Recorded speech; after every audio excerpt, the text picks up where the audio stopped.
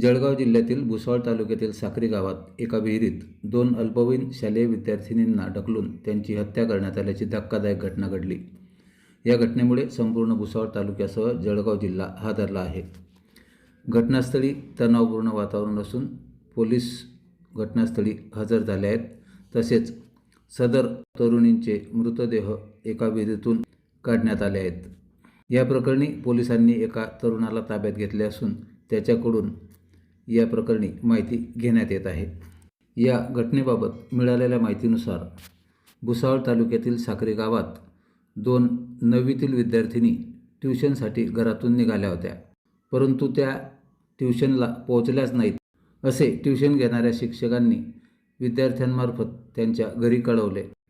ही माहिती कळताच त्या मुलींच्या परिवारातील लोक व ग्रामस्थांनी गावभर त्या मुलींचा शोध घेतला, परंतु त्या मिळून आल्या नाहीत.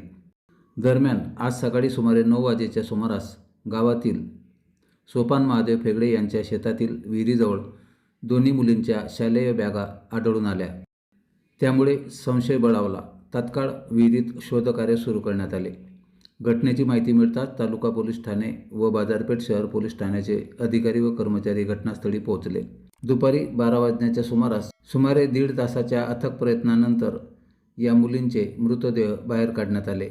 लक्ष्मी अभय महाजन वय वर्ष 15 इयत्ता 9वी राहणार गायत्री मंदिराजवळ साक्री आणि नैना विजय चौधरी वय 15 इयत्ता 9वी राहणार विठ्ठल मंदिराजवळ साक्री अशी या दुर्दैवी मृत विद्यार्थिनींची नावे आहेत.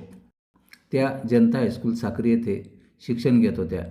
दरम्यान ग्रामपंचायतीच्या CCTV फुटेजची तपासणी केली असता सकाळी सुमारे 7:45 वाजेच्या सुमारास एका दुचाकीवर एक तरुण व 2 मुली ट्रिपल सीट जाताना दिसून आले.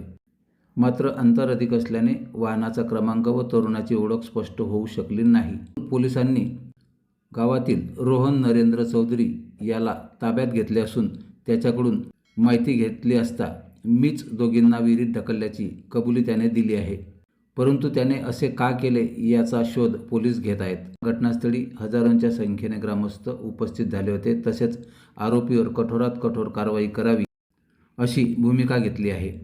उल्लेखनीय बाब अशी की 26 जानेवारीच्या कार्यक्रमात दोन्ही विद्यार्थिनींनी उत्कृष्ट नृत्य सादर केले होते.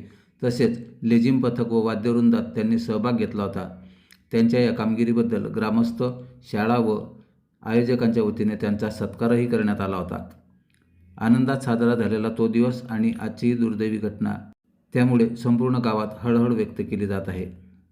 या घटनेमुळे साक्री गावासह संपूर्ण भुसावळ तालुका शोकसागरात बुडाला आहे. कारवाई करावी व त्यांना न्याय मिळावा अशी मागणी केली जात आहे.